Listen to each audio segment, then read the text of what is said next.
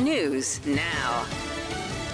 He wants the documents case revived. I'm Carmen Roberts, Fox News. Special counsel Jack Smith says a federal judge was wrong to toss out the Trump classified documents case, and he's asking an appeals court to reinstate it. Saying in a filing the district court's novel conclusions lack merit.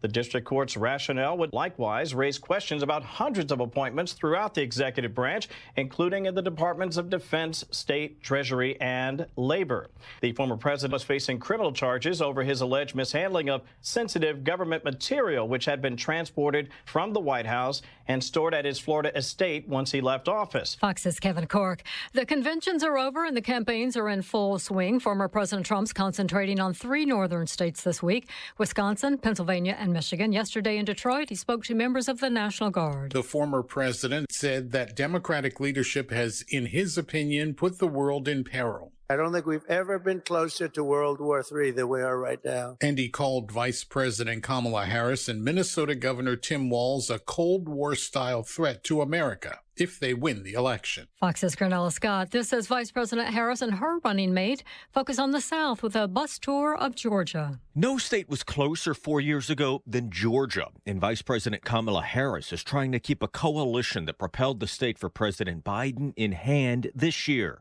Fox's Jared Halpern. Folks, and Now. On 105.9 FM and streaming worldwide on the WMAL app. O'Connor and Company.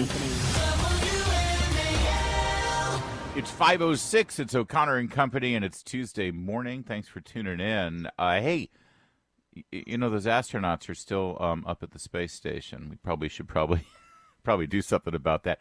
Could we get the chairman of the National Space Council on board to take a look at what's going on? Who is the chairman of the National Space Council, Julie Gunlock? That would be Vice President Harris. Oh, no, that can't be possible. She's not responsible for anything in this administration. Good point. All right, coming up at 6:35, we'll have Dr. Tom Jones here. He's an astronaut, and it won't be a political discussion, but we do want to know what's going on with those people, and hopefully we'll help them out. Apparently, Elon's going to go rescue them, actually. Literally, they're sending SpaceX up. All right, we got this. So to 5, Hung Kao, who spent the day yesterday with Donald Trump in Northern Virginia. Talk to him. 8:05, Susan Crabtree, Real Clear Politics, on a really interesting discussion yesterday with a House panel on the Secret Service. And then at 8:35, Representative Mike Waltz, talk about the anniversary of that attack in Afghanistan. We finally, by the way, mid-afternoon yesterday, heard something from Kamala Harris about that. Barely anything, but we heard something. I'm Larry O'Connor with Julie Gunlock. You made note yesterday, Tim Kaine, senator from Virginia, who likes to pretend he's a friend of the armed services and men in the military, he said nothing yesterday. All day long, he had nothing to say about the anniversary of the Kabul airport attack. Nothing. I looked at his Twitter account. I actually searched the media to see if he had made a statement, and there was nothing. He did, although this is important to know, yesterday he did promote his book and talk about gun control. But nothing about the 13 soldiers who were killed at Abbey Gate. Nothing. I think that Hung Kao might want to have something to say about that later in the show, too. As I said, he'll be joining us at 7:05, running against Tim Kaine in Virginia for the U.S. Senate. Well, you know, things are getting hot and heavy. We're right around the corner. Labor Day is almost here, right? And that's always been the traditional, like, final stretch for a presidential campaign. Wouldn't you agree, Julie? Yes. It's like, okay, summer's over, Labor Day's over, kids are back in school, people are really going to start focusing on this presidential election, which whenever I hear that is always funny to me because I feel like we've been doing this for over a year now. Yeah. But, in fact, we have been. The first Republican debate between the nominees other than Donald Trump in Milwaukee was like a year ago last week, if you remember right. Ron DeSantis and Nikki Haley and Vivek Ramaswamy and the good old days. Anyway, here we are, over a year since that first debate in Milwaukee, and we're hitting the home stretch. Labor Day's coming up, and big endorsements are coming in.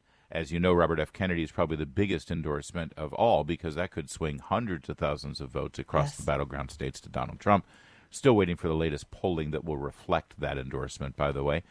And yesterday, Tulsi Gabbard. Now, that was somewhat expected, I think, although I don't know. I mean, you can make the argument that although she is disaffected from the Democrats, it would be another step to actually endorse and stand on stage endorsing Donald Trump. But she did yesterday. Did you think she was going to do that? Yeah, I did. Actually, I am not surprised at all. But this is, again, what this showed, and this is similar to RFK.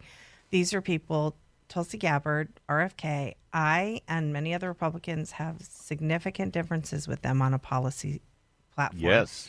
And yet they are still willing to say, you know what, this guy is better for our country. And I sort of feel the same way. It is, it's really interesting to see people saying today, it's good to have these alliances. It is good, even though, I'm appalled by a lot of things that RFK stands for. I don't agree with Tulsi Gabbard on everything. But it is really good to see these people coming together. It's a wild time. It is a wild time. And, her first public appearance as a conservative, well, not as a conservative, but really separating herself from the Democratic Party was as a keynote speaker at the Reagan dinner at CPAC. That's right. 2 years ago. And I introduced her, or I was part of the introduction because I emceed the dinner. And I made a joke, I said, I'm glad that Tulsi Gabbard's here to make the conservative case for socialized medicine. And then she David French came on stage. Sorry. Yeah, that's right. But she laughed. She thought it was funny. And we talked backstage. And here's what she and Robert F. Kennedy and you and I and Donald Trump have in common. Free speech and free elections. That's one of her major things, is that she wanted to speak her mind and give her opinions, and she was isolated and removed and canceled. And COVID showed us COVID and everything that happened because of COVID, whether it's the mandates, whether it's shutdowns, whether it's the school closures and the masking, showed many of us that really the thing that matters most is free speech. Yep. Is free speech and a fair press. Yeah. And those are the two things that RFK and Tulsi Gabbard seem to care about, and Trump. So Trump got RFK and Tulsi. Mm-hmm. And Kamala got Adam Kinzinger and Liz Cheney. We're like, I think take them. I will take that trade in a heartbeat. I'm good with that. They also got 200. Well, yes. This is the big game changer, though. I think yesterday it was announced that more than 200 aides of George W. Bush, John McCain, and Mitt Romney have now endorsed Kamala Harris. Sounds big, right, Sounds Larry? huge. 200. This is reporting from The Hill. Yeah. More than 200 former aides to the three GOP presidential nominees who preceded. By the way, this sort of thing only happens because the campaign packaged it this way. Sure. And then handed it to a reporter saying, look, 200, no reporter has sort of like put together this list on their own and done the reporting. The majority of the group also endorsed President Biden in 2020, the group wrote in a letter announcing the endorsement. But then when you look at who these people are. Yeah, so who are these people? I mean, Larry, I was laughing so hard last night when I read this. They have titles like intern, personal assistant. That's like a secretary, okay? And interns and secretaries. I mean, there's a few people who had higher level. The highest name I saw was Stephanie Grisham, who was a press secretary for about 3 months. Right. And has gone on to this. And was rumored to have had a whole lot of issues. Yeah. And she's gone on to this whole sort of never Trump, principles first, Lincoln Project kind of, world. She now sort of orbits that world. So not at all surprised to see her there. Olivia Troye served as an advisor to Vice President Mike Pence. Yeah. She says, you're not voting for a Democrat, you're voting for democracy. Yeah. Okay, Jan. Yeah. This is all the Alyssa Farrars, right? They sort of have a really sort of a very well organized grift, and again, they orbit this sort of never Trump world. They get. I didn't see Cassidy Hutchinson's name in there. Is that because she's trying to, avoid the obvious perjury charges that should be coming her way? Probably. Like I'm trying to stay on the down low. Okay, keep my name out of this. Things haven't worked out well. Yeah. Of course, we have plenty of honest ideological disagreements with Vice President Harris and Governor Walz. That's to be expected. The alternative, however, is simply untenable. The alternative is something that we're very familiar with and we know. We know exactly what President Trump's going to do. He's already been there. I love all the dangers of Trump becoming president. He was president. He was. And we were all fine. In fact, we were better off. Thank you. Yeah. And none of these horrific apocalyptic things happened. Right. All right. Well, there you go. That's the realignment has occurred. They get Stephanie Grisham, Adam Kinzinger, and Liz Cheney. We get RFK, Elon Musk, and Tulsi Gabbard. Yes. I think we're winning. I'd take that. So much winning. It's 5:15 WMAL traffic and weather. Every 10 minutes first on the vet. So their titles right now are intern? I mean, they haven't progressed? Well, no, I think they were intern at the time. They were intern. At the time. And now surely they're running, big corporations. And all that. Sure they are. Yeah, sure. Jamie Whitten's WMAL. Making sense of the news. Live from the Home Paramount Pest Control Studios. Home Paramount, the leader in pest control since 1939. On a second, I've been doing a deep dive on this list, Julie Gunlock. You understated the situation.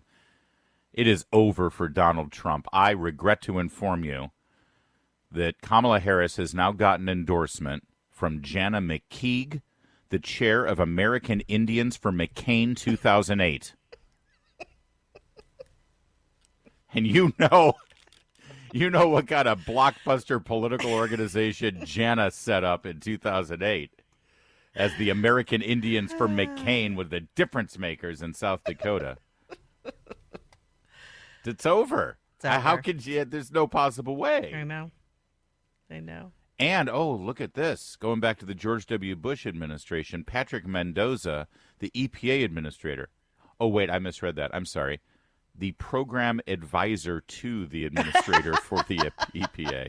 Haven't we all been, if you've been in Washington for so long, you've all had these titles. You know exactly what these are. It's like things like deputy, assistant, deputy, assistant deputy. Yeah. There's how many layers? How long is this?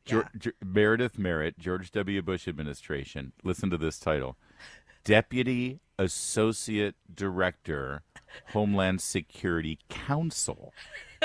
Not the Homeland Security Secretary. So you got your Homeland Security, then you got your Homeland Security Council, which is its own separate entity that meets once a quarter, once a half. Yeah, and then you got the girl sitting in front of the Xerox machine for 7 hours. Deputy, and she wasn't the deputy director. No. And she wasn't the associate director. No. She was the deputy associate director of the Homeland Security Council, and it was 18 years ago. Larry, do you sometimes see parallels between Hollywood with because you see this when you watch the scrolling the credits at the end where you're like deputy assistant associate deputy assistant director, It's similar. It's Everybody needs an important title. Hold on, this is another one. This goes back to 20 years ago, 2004. Jen Milliken was not the director of communications for President Bush. She was not the deputy director of communications for President Bush. She was not the director of communications or the deputy director of communications for the Bush-Cheney 2004 campaign. No. She was, are you ready? Yes. The deputy director of communications for the Bush-Cheney 2004 advance team. I mean, the title is Advance Bush Cheney 2004 Deputy Director of Communications. I love Washington. That is, and that was 20 years ago. But add them to the list of 200 former Bush, McCain, and Romney aides who have now endorsed Kamala Harris, and that truly did garner a news cycle yesterday. That's right. That actually had, I'm sure Chris Hayes did a very long, very serious and hand-wringing segment on it. Well, what they're relying on is people not really either understanding these titles or the time frame. The fact that Jen Milliken worked in this intern-like position 20 years ago. You mean they're not relaying the actual truth of the situation like we are now? I think we have a cut. Don't we? Yeah, let's listen to what have we got here on cut one. Let's go. of the people that we're talking about. I mean, we're talking about very conservative people. Judge Michael Ludig was on like every Supreme Court shortlist since I've been paying attention to Supreme Court politics. Very conservative. Former Virginia Congresswoman Barbara Comstock, former Lieutenant Governor Jeff Duncan, who we saw in that montage, Adam Kinzinger, who I got a chance to meet at the DNC, Joe Walsh, former Congressman, Denver Riggleman, who we've had on this show, Mike Pence, Olivia Troy, who worked for Mike Pence. You can go on. Rena Shaw, Anna Navarro from The View. People know from The View. George W. Bush's former U.S. Treasurer, Rosario Marin. You can go on and on and on. And then I ask myself, why isn't every Republican on this list who calls themselves a Republican? Because Donald Trump is something else. Well, we could start with the fact that those people aren't Republicans. Rena Shaw, Anna Navarro, these are, there's a start, Joy. It's because they don't identify. They're no longer Republicans. See, here's the whole purpose of this is the headline, more than 200 Bush McGuire. So it's all about the volume, right? That's the whole purpose. Yes, exactly. Is it's overwhelming how many people. So when you're Joy Reid, you immediately go to the top of the list and start reading it, right? And the top of the list, you go three down and you're at Anna Navarro. Right. So, and to me, when you see that the whole purpose of the list is more than 200 and it's all about the overwhelming volume, I go to the bottom of the list. Oh, yes, I want to see how they got to 200. But I mean, even the top of the list, you're right, Larry. I mean, Barbara Comstock, Anna Navarro, Rena Shaw. I mean, these people have made a career of being anti-Trump and weren't that strong, weren't that sort of strong as conservatives in the first place. So really interesting story. Do we have the cut of Joy Reid spending some time talking about Jana McKeague, the chair of the American Indians for McCain 2008 committee? Do we? No, she didn't. I guess that was probably. You did find the best one. Yeah, we could narrow it down to sort of the real highlight. Guys, it's so over. I don't know. We'll see. Endorsements all around. It's 5:23. Now on 105.9 FM and streaming worldwide on the WMAL app. O'Connor and Company. Good morning. It is 5:30. It's O'Connor and Company. Thanks so much for tuning in. We've got a great lineup today. At 6:35, we'll talk to Dr. Tom Jones. He's an astronaut and the author of a new book, Space Shuttle Stories, Firsthand Astronaut Accounts from All 135 Missions. He'll give us the latest on the stranded astronauts in space. At 7:05, Hung Kao. He hung out with President Trump yesterday, so we'll get all the details on that. You say Hung Kao hung out. Is that what you said? I did. Okay. Let me get through this. At 8:05, we'll talk to Susan Crabtree at Real Clear Politics. She'll give us an update on that House Task Force meeting about the Secret Service that was held yesterday. And at 8:35, we'll talk to Congressman Mike Waltz about the anniversary of the Abbey terrorist attack. I'm Julie Gunlock alongside Larry O'Connor. How is this man and woman trapped on the space station not already a miniseries of some sort on Amazon Prime? It's coming. It's so coming. Obvious what's going on up there, right? I mean, yeah, I'm most concerned that she can't seem to find a hair clip. Have you seen pictures of her? Yeah, there's a lot of hair going on. I would probably, I probably would have cut my hair before. That might be the zero gravity situation. That's all I care about. That's all I care about. I don't know. Maybe, but we can ask, and I'm sure we can ask Dr. Tom Jones about the hair situation. They're professionals and they're taking it, but I mean, honestly, this is one of those like, okay, well, we're stranded on a desert island and we have to repopulate the human race. Right? Stop it. No, seriously, this is what teenage boys fantasize about. It's like, what if you were stranded on a space station and with slightly a woman older for men? Like okay, 9 months old. Well, there's not a big difference. Have you not noticed that? All right, so let's get to the story yesterday. I'm speaking. I'm speaking. Sorry. You're making this difficult. I'm just getting ready for Kamala Harris's debate performance. Yes, that's right. That's right. And your mic. Okay, can someone shut his mic off? Okay. Exactly. So yesterday, Facebook, it's now known as Meta. Do you call it Meta? I'm still calling it Facebook. I bounce. I'm old. Well, Meta's the parent company. Okay. It's like we're on WMAL, but our company is Cumulus. Okay. Right? So Facebook is Facebook, Instagram is Instagram, but Meta is the company. And I don't care. Facebook CEO Mark Zuckerberg released a letter to Congress on Monday, just ahead of the 2024 election, saying he planned to fight any pressure from the White House. So essentially, in this letter, he admitted three things: that the Biden-Harris administration did pressure Facebook to censor Americans, that Facebook did, in fact, censor those Americans, and that Facebook sort of killed the Hunter Biden laptop story. This is big news. Joe Concha yesterday on Twitter said, "Hey, journalists, this is what one would call a bombshell." I saw a little bit of coverage of it, not a whole lot. We're certainly going to talk about it here. This is huge. What he's admitting here isn't just that, okay, we're not going to meddle in the 2024 election. We did meddle in the 2020 election. Pretty significant, Larry, wouldn't you say? I would, and and he also meddled, of course, with the use of Zuckerbucks. He and his wife spent That's right. $400 million to funnel money into local election offices that ended up being the pivot points for a lot of ballot collecting, drop boxes, initiatives that stacked up a whole lot of mail-in ballots that then, of course, as we know, didn't go through the same kind of painstaking scrutiny that mail-in ballots and dropped-off ballots and absentee ballots had gone through every single election leading up to 2020. We're told that that's not going to happen again either. And just really quick a plug for our friend Molly Hemingway. She wrote about this in her book Rigged. Yeah. Had a whole chapter on Zuckbucks, and it's worth a read. Her whole book's worth a read, but particularly that chapter. Yeah, but then so he helped this regime get into power, and then allowed that regime to force them to censor. I shouldn't say force, because he could have said no. He could have said no, but his priority, I suppose, was to make nice with the new administration and to do whatever he could do to keep them off their back for whatever corporate purposes. The other problem here is that this is 3 years later and we're hearing about it. Yeah. And Mayorkas denied this happened before Congress under oath. He lied.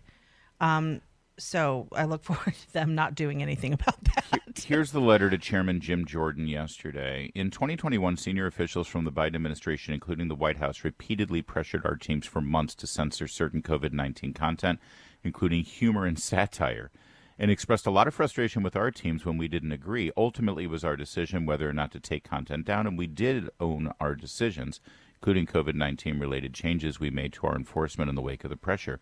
I believe the government pressure was wrong, and I regret that we were not more outspoken about it. And we're just hearing about it 3 years later. And again, if Republicans had not won that very slim majority in 2022, we wouldn't be hearing about it. In a separate situation, and this is where we'd all like our 2020 election back, please.